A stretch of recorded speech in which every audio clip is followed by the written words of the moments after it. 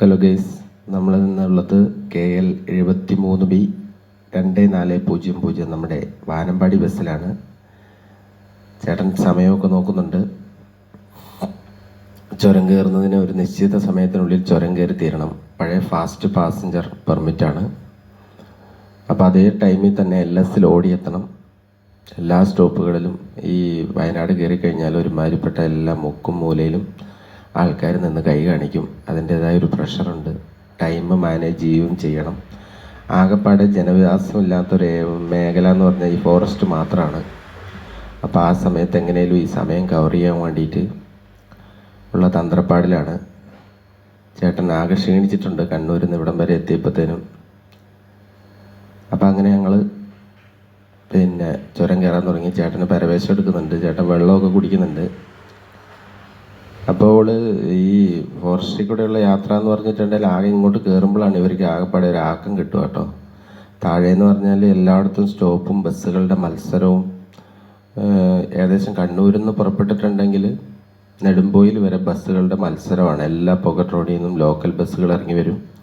സ്റ്റോപ്പുകളിൽ മുന്നിൽ നിർത്തും, ആളെ എടുക്കും. അങ്ങനെ കൂത്തുപറമ്പ്, കണ്ണൂർ ആ റൂട്ടിലും അങ്ങനെ തന്നെ അധികം എപ്പോഴും ഒരു മത്സരം നടക്കുന്ന ഏരിയയാണ്. പക്ഷേങ്കിൽ നെടുമ്പോയി കഴിഞ്ഞ് കഴിഞ്ഞാൽ ഫ്രീ ആയിട്ടാണ് അവർ ഡ്രൈവ് ചെയ്യുക. അപ്പോൾ ചേട്ടൻ എന്ത് ഫസ്റ്റ് ബെൻഡിലേക്ക് സെക്കൻഡ് ബെൻഡിലേക്ക് എത്താൻ പോവാണ് കേട്ടോ. നമ്മൾ കയറി മുന്നിൽ തന്നെ ഇരുന്നു. നമ്മൾ പെർമിഷൻ ഒന്നും ചോദിച്ചിട്ടില്ല കേട്ടോ. പെർമിഷൻ ചോദിക്കാണ്ടാണ് പിടിച്ചത്. ലാസ്റ്റ് പിടിച്ചു കഴിഞ്ഞതിന് ശേഷം നമ്മൾ കണ്ടക്ടറോട് പറഞ്ഞു. അങ്ങനെ രണ്ടാമത്തെ ബെൻഡ് ഒടിച്ചു തീർന്നു. അപ്പോൾ ചേട്ടൻ പരമാവധി സ്പീഡിൽ കയറുന്നുണ്ട്. പരമാവധി സ്പീഡിൽ വണ്ടി കയറുന്നുണ്ട് കേട്ടോ. അപ്പം ഫ്രണ്ടിൽ നമ്മുടെ പുല്ലെല്ലാം പുല്ലിൻ്റെ സംഭവമൊക്കെ പിടിപ്പിച്ചിട്ടുണ്ട്. ഇൻറ്റീരിയറെല്ലാം നല്ല വൃത്തിയിൽ ചെയ്തിട്ടുണ്ട്.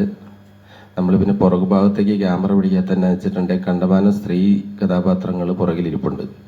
അപ്പോൾ അവർ ക്യാമറ നമ്മൾ തിരിക്കുന്ന സമയത്ത് അവർക്ക് ഇഷ്ടപ്പെട്ടില്ലെങ്കിൽ അതൊരു പ്രശ്നമായിട്ട് വരും. പിന്നെ എൻ്റെ മുന്നിൽ തന്നെ ഒരു ചേട്ടൻ ഇരിപ്പുണ്ട്.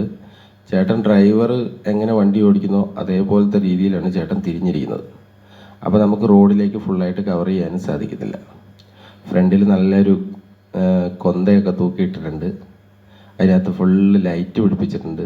നല്ല കളർഫുള്ളായിട്ടുണ്ട്.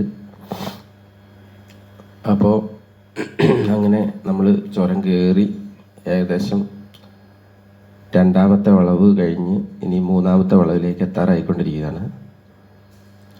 അപ്പോൾ ഒരു നല്ല വീഡിയോ ചേട്ടനോട് ചോദിച്ചിട്ട് എടുക്കണം എന്ന് എനിക്കുണ്ടായിരുന്നു. പക്ഷേ പെട്ടെന്ന് ഇന്ന് വൈൻഡപ്പ് ചെയ്യുകയാണ് കേട്ടോ.